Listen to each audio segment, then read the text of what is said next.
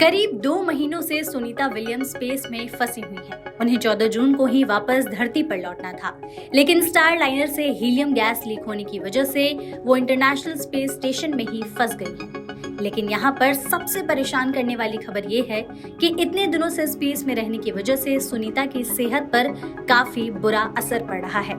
ताजा रिपोर्ट्स की माने तो सुनीता को बोन लॉस का सामना करना पड़ रहा है, साथ ही रेडिएशन एक्सपोजर का खतरा भी बढ़ चुका है। माइक्रोग्रेविटी अंतरिक्ष यात्रियों के लिए सेहत से जुड़ी कई बीमारियां अक्सर चुनौती बनती है, जो स्पेस में ज्यादा दिनों तक रहने के बाद बढ़ जाती हैं। वीडियो में समझने की कोशिश करेंगे कि ज्यादा दिन स्पेस में रहने की वजह से कौन सी बीमारियों का खतरा बढ़ जाता है। कैंसर का खतरा।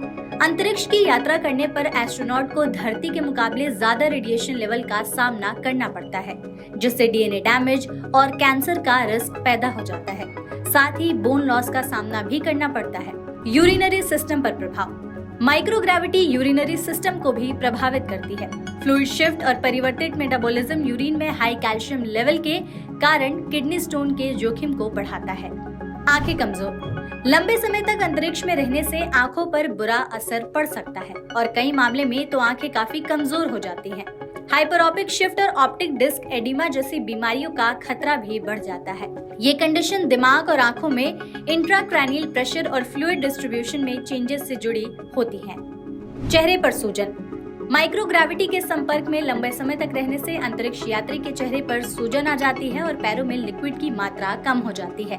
ये वापस धरती पर लौटने के बाद कार्डियोवैस्कुलर फंक्शन और ब्लड प्रेशर को प्रभावित कर सकते हैं। हड्डियां कमजोर। गुरुत्वाकर्षण की अनुपस्थिति में अंतरिक्ष यात्रियों को ऑस्टियोपोरोसिस के समान मांसपेशियों और हड्डियों के घनत्व में तेजी से कमी का अनुभव होता है। Space motion sickness.